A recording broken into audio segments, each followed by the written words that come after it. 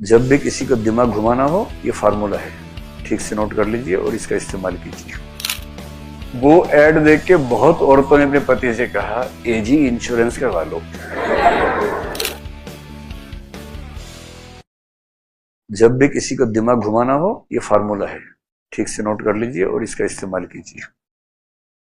Fear and at the end give the solution, और solution वही जो आप चाह रहे थे। तो मैं आपको एक एडवर्टाइजमेंट बताता हूं। एक लाइफ इंश्योरेंस कंपनी का ऐड है, आईसीआईसीआई प्रूडेंशियल का। किसी का हो, इसका हो, उसका हमें क्या मतलब है ना। हमें कौन सा माणिक चंद खाना है, हमें तो वैसे नाम ले रहे हैं समझने के लिए, कहानी समझने के लिए क्या होता है। ये ऐड देखिए, फिर बताइए कि इसका असर कितना गहरा होगा। एक औरत अपने घर में घुसी जिसकी उम्र है करीब 35 साल। घर में घुसते ही उसने अपने पति का नाम बोला।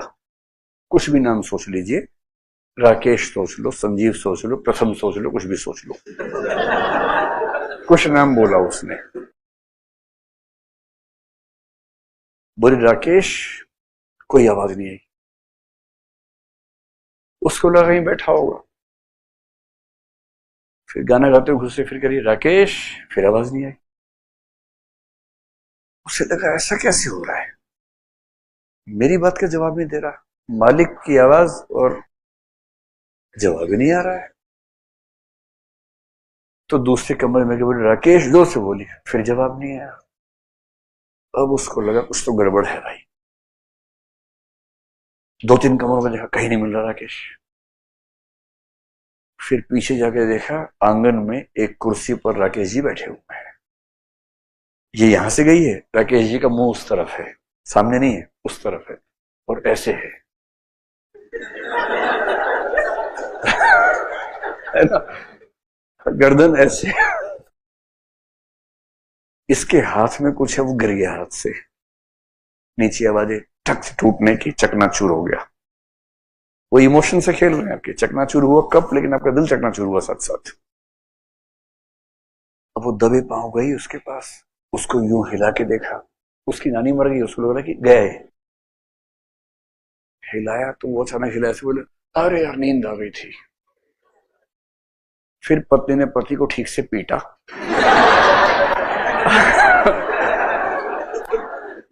5-6 बार, और फिर स्क्रीन पे लिखा हुआ आया, आईसीआईसीआई प्रूडेंशियल।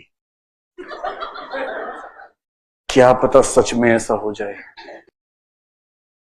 जिंदगी के साथ भी, जिंदगी के बाद भी। और सिंदूर की रेखा।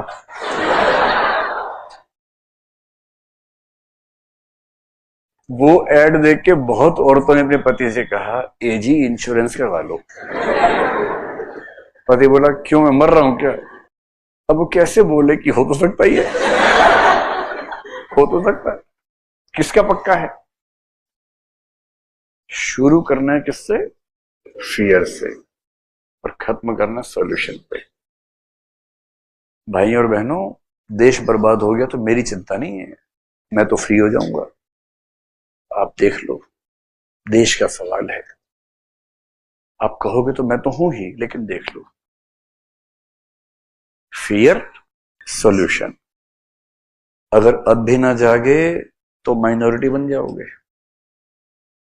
देख लो, बचना है। फियर सॉल्यूशन, सारा खेल फियर सॉल्यूशन का है। एक लड़की की शादी नहीं हो रही क्योंकि उसका रंग सांवला है, फिर क्रीम उड़ती हुई आई फेयर एंड लवली 7 दिन के मीटर के साथ।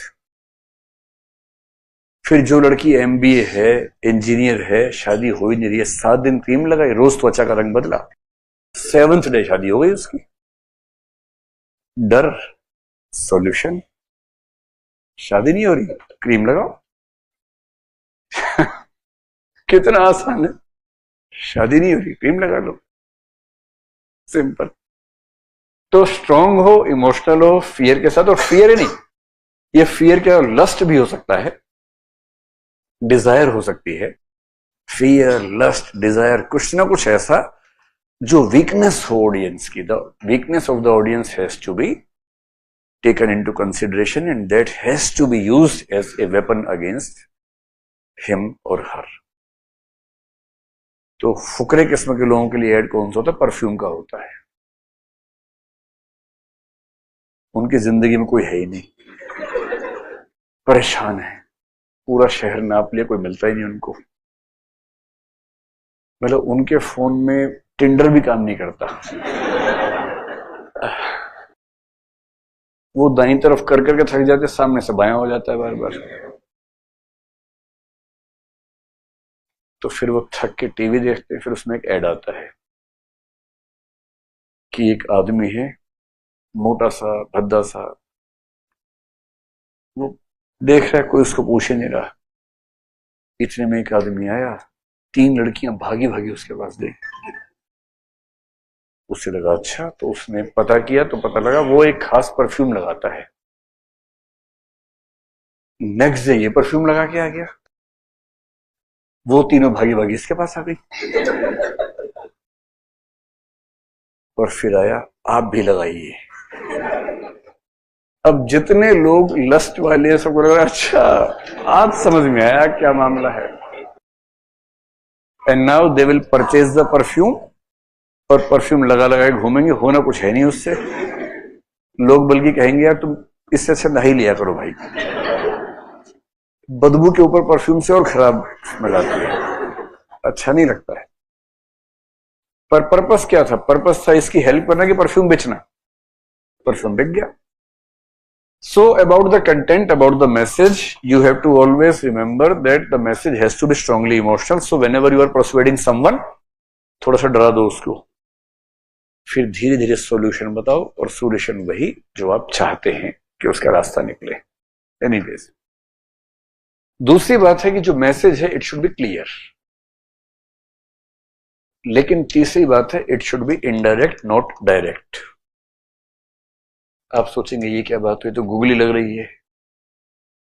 It has to be clear, but it has to be indirect, not direct. And also both aspects should be covered. Both aspects should be covered.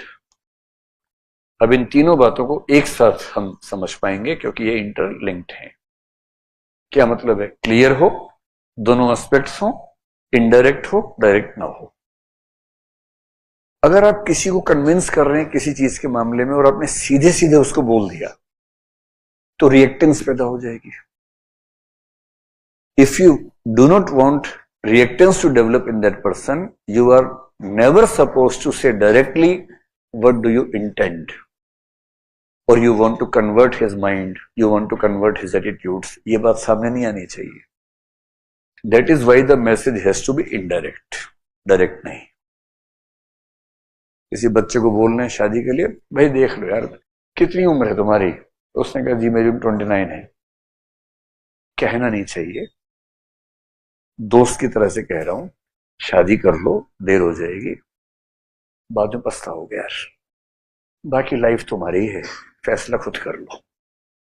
हम होते तुम्हारी जगह कर लेते. बाकी जिंदगी तुम्हारी है, पैर तुम्हारा, कुल्हाड़ी तुम्हारी, जो करना है कर लो. और अब से इस बारे में बात नहीं करेंगे हम, तुम्हें जो करना हो कर लो. सीधे कुछ बोलना नहीं है, फटना नहीं है, हिंट केवल करना है, लेकिन क्लियर है, मैसेज क्लियर भी एकदम. और सबसे अच्छा क्या है, दोनों एस्पेक्ट्स बताइए, so that the person being persuaded feels that he has the autonomy. और वो आपसे कह रहा है अच्छा भैया एक बात बताओ, अगर मैं शादी ना ही करूं जिंदगी भर तो कोई दिक्कत है क्या? आप कहेंगे ना कोई दिक्कत नहीं है. क्या दिक्कत है? मोदी जी को देखो, ममता जी को देखो, योगी जी को देखो, क्या दिक्कत है इसमें? कोई दिक्कत नहीं. इससे उसको भरोसा जम रहा है कि हाँ ठीक बात कर रहा है. मतलब ये जरूर है कि बाद में दिक्कत आती है थोड़ी सी, आदमी अकेला हो जाता है. और male loneliness is a bigger problem that female loneliness. Psychology में ऐसी रिसर्चेज हैं. And that is why the suicides in males are more than the suicides in the females. लेकिन वैसे कोई दिक्कत नहीं है, तुम देख लो अपने हिसाब से। तो कह रहे अच्छा और शादी का फायदा क्या? फायदा तो ये है, ये है, ये है, देख लो, बस बराबर नहीं करना है। फायदे दो ज्यादा बताने हैं, नुकसान दो कम रखने हैं, दोनों साइड्स बतानी है ईमानदारी से। बस प्रपोर्शन इतना डिफरेंट रखो कि मैसेज क्लियर हो और इनडायरेक्ट भी हो। Don't say directly tell the merits and demerits of the choice you want to throw upon this person, but the proportion of the merits has to be little more than the proportion of the demerits, and this should be clearly depicted or clearly sent that which is the better choice. अगर आप इतना minute तरीके से बात कर लेते हैं तो 99% केसेस में you will be able to sell the idea or you will be able to convince the person who is sitting in front of you. समझ रहे हो? आज ही घर जाके ट्राई करना है अपने रूममेट पे।